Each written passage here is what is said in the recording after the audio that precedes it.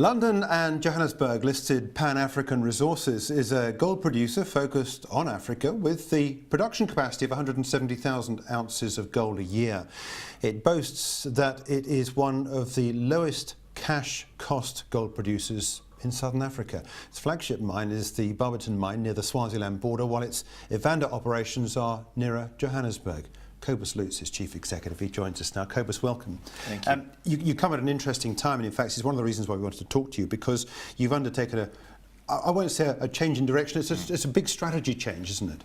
It has been a big strategy change. It's also been a very difficult time for the business. We've had to shut down one of our major underground operations, the Evander underground, as a result of increasing costs and a depressed rand gold price. But it is unfortunate, but also allows us now to focus on lower cost, high margin and stable production and very safe production. So we've been in a difficult time, and I think we're now in an exciting growth phase for our business.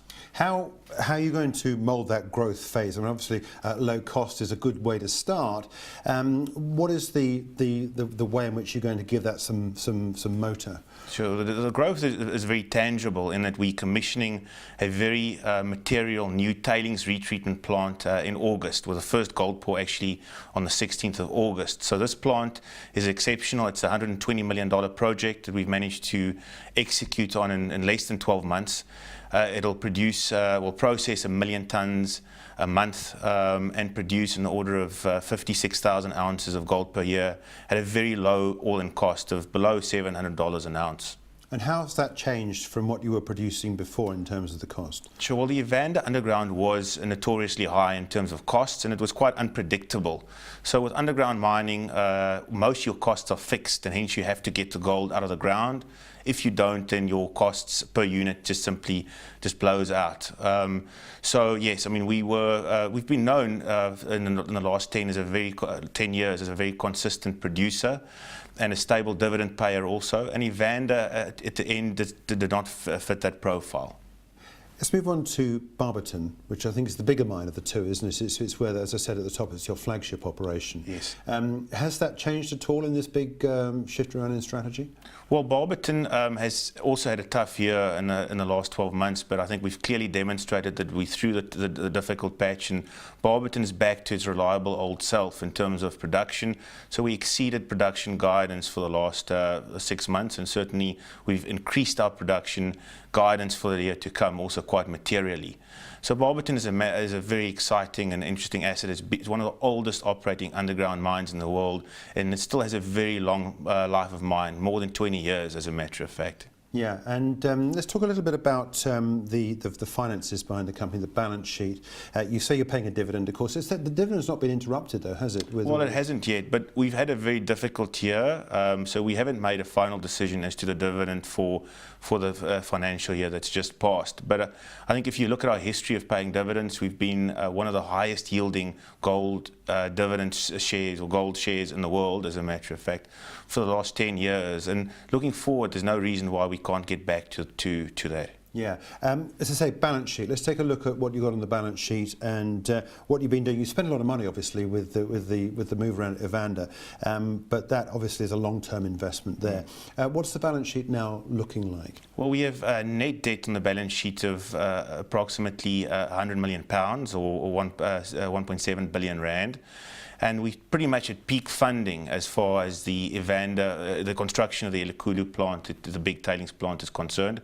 So even though we're quite highly geared at this point, we should see that gearing go down very quickly as the plant starts producing next month. And then sort of at the end of next year, we forecast that our gearing will be quite substantially lower. Substantially? Have you guided at all on that, or can't you say at the moment? We haven't guided yet, but yes, I mean, again, we forecast a payback on the capital investment on Elikhulu of less than 4 years, so that's incredibly attractive. Yeah, okay. And do you intend to up the 170,000 a year ounce target that you've got? Do you think that that's an achievable target? Obviously, 170,000 is worth an awful lot more because your costs have gone down, but do you see potential to raise that output? We do, and I mean the big benefit with Pan-African is that we have a very substantial reserve and resource base, so we don't have to go and do acquisitions in order to grow our profitable production. And I think one of the projects we're quite excited about is Royal Sheba, which is within our mining rights area at Barberton. We're busy doing drilling at the moment, and we've said to the market that we would release a feasibility study in September. So we're quite excited about what is an organic growth project at Barberton. But for us, it's not as much about producing more ounces, but rather the quality of those ounces. That's key for us. Yeah. Let's take a look at the share price, because I think this describes pretty much what's been happening, a big pullback in shares. This goes back to the back end of 2017. What do you say to investors? This is the London listed share. As I said, you're also based, listed in Johannesburg as well, 7.3 pence.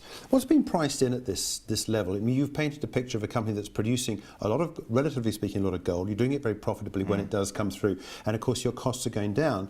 But what's been priced in at 7.3 pence? Well, the market is fair to say at this point is incredibly unforgiving when one misses production guidance, as we have in the past, certainly not with the last set of results. And also, I think the market was waiting to see whether we would be able to successfully curtail production at Evander, which we have. And now the big catalyst will be Elikhulu, the tailings plant, whether we are able to commission this plant on time, on budget, and then whether the plant performs as we have indicated that it will.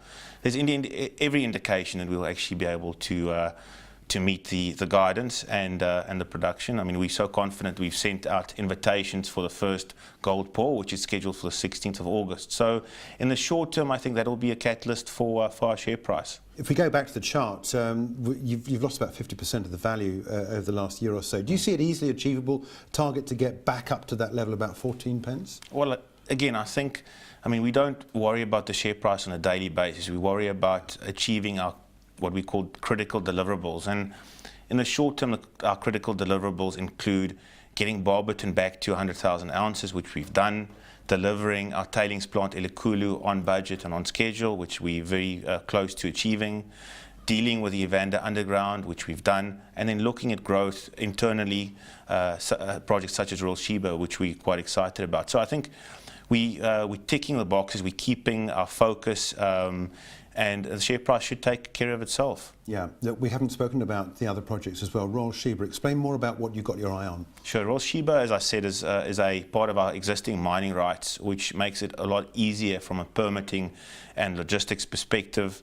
It's a lower grade ore body, so Barberton is very used to mining. In a way, Barberton's spoilt in terms of grade. Some of our underground ore bodies grade 80 to 100 grams per ton. So when we have 3 or 4 grams a ton, in a way, I guess we're spoilt, and we rather look towards higher grade ore bodies. But Royal Sheba is a well-known ore body. We're doing the drilling at the moment, and if there's a way of us mining more bulk, maybe 30 to 50,000 tons per month, it could be very attractive. So that's the scope of the feasibility study that we will be releasing in September. Yeah, well, look, good luck with everything, and thanks indeed for talking to us about your upgraded strategy, and congratulations for getting things back online. Looking forward to more news from Pan-African Resources. That's the Chief Executive, Cobus Loots. Subscribe to IG for educational content, company insight, financial analysis and expert commentary.